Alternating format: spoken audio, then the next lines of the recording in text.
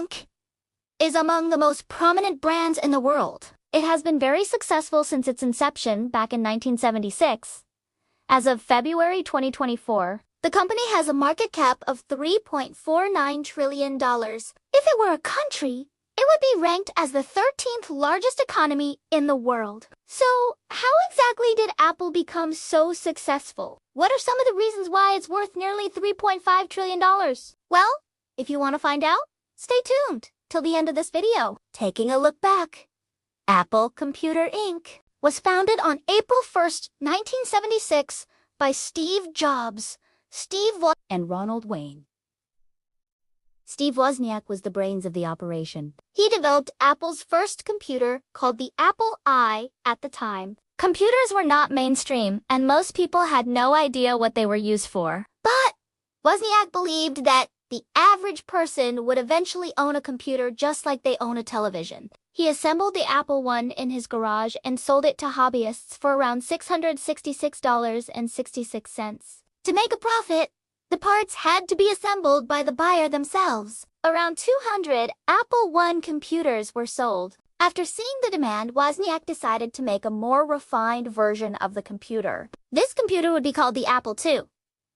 This computer actually came with peripherals, like a keyboard and a monitor, which made it much easier for buyers to use. The biggest feature of the Apple II was that it came with color graphics, which made it very appealing to consumers. While Wozniak developed the Apple II, Jobs created a marketing plan for the computer. He believed that consumers would pay good money for the Apple II because it was superior to other computers on the market. Jobs was actually kicked out of Atari for being cocky and arrogant, so he wanted to show Atari what he was capable of doing. He also hired Rob Janov from Atari to help with sales. Janov and Jobs started their own ad agency called Rob Janov Advertising. They created ads that depicted how easy it was to use an Apple II compared to other computers. Their ads were incredibly effective. In 1977, the first Apple II was sold, and by 1980, the Apple II accounted for 90% of the company's revenue. The Apple II also brought in $180 million in revenue.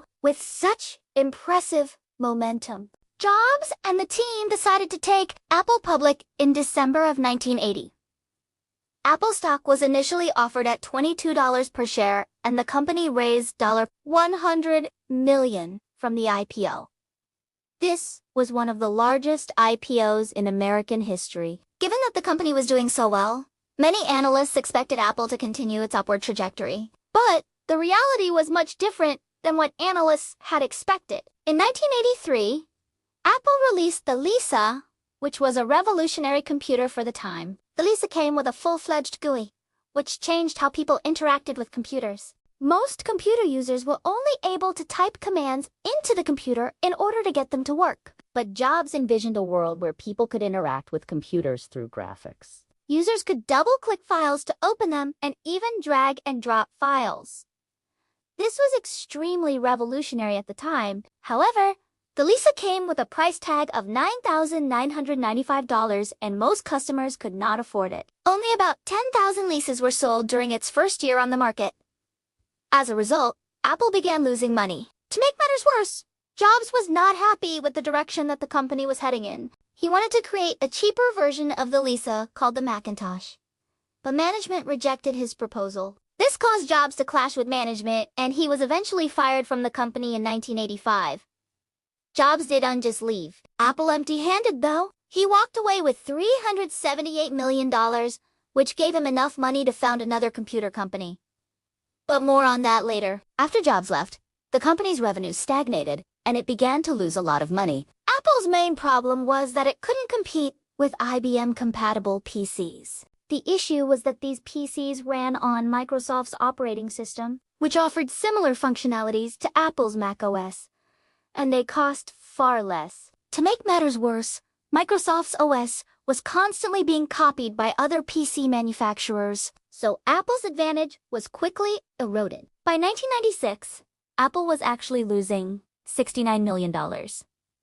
It was clear that Apple needed a turnaround. But what Apple needed was something that no amount of management could provide. Apple needed Steve Jobs.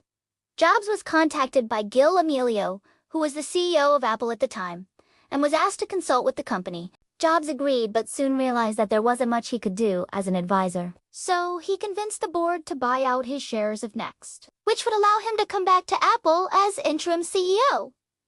His return to Apple was met with lots of controversy and resistance from employees, but Jobs didn't let that distract him.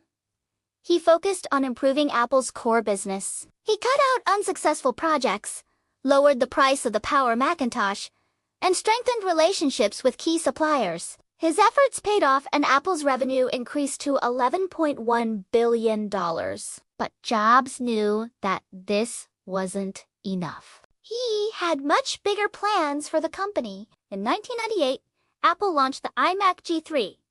The iMac was the exact computer that Jobs had envisioned all those years ago. It had a full-fledged GUI, came in multiple fun colors, and had a starting price of $1,299. Unlike the Macs of the past, the iMac appealed to regular consumers, and not just nerds or engineers. This turned out to be a massive hit. Nearly 800,000 iMacs were sold during its first year on the market. The iMac helped bring Apple out of its slump and set the stage for exponential growth. Over the next few years, Jobs released the Mac OS X, iTunes, and the iPod. But the real game changer came along in 2007 when he launched the iPhone. The iPhone was a revolutionary piece of technology. It combined the features of a smartphone, a music player, and an internet device into one package. It also offered a completely touch-based interface, which was a huge departure from previous phones. People used to have to press buttons to navigate their phones, but the iPhone's multi-touch display allowed users to swipe and zoom in and out. This was extremely intuitive and made the phone super easy to use. Another game-changing feature of the iPhone was its App Store, which was launched in 2008. Apps were incredibly popular with users and developers alike. Developers loved the opportunity to monetize their apps, and users enjoyed the additional functionality that apps brought to the table. Over the years, the iPhone has only gotten better. Apple has constantly upgraded the camera, processing speed, and battery life. To this day, the iPhone remains Apple's best-selling product. After the iPhone, Jobs launched the iPad, which also turned out to be very successful. Jobs, unfortunately, passed away in 2011 due to pancreatic cancer, but his legacy lives on through Apple to this day. So what are some of the reasons why Apple is worth $3.49 trillion? Well, first off, Apple is worth so much money because it has a strong competitive position. Apple is currently the largest tech company in the world and has a dominant position in many of its key markets. For example, Apple controls 22% of the smartphone market. When a company has such a large market share, it can set prices however it wants. In addition to this, Apple has strong pricing power. Apple products are typically priced higher than competing products. One of the biggest advantages that Apple has over its competitors is its strong brand identity. People don't just buy Apple's products because they're functional, but they also buy into the brand. Apple has successfully marketed its products as status symbols. This allows Apple to command premium prices and remain highly profitable. Apple's dominance is also reflected in its financials. In 2023, Apple's total revenue surpassed $390 billion,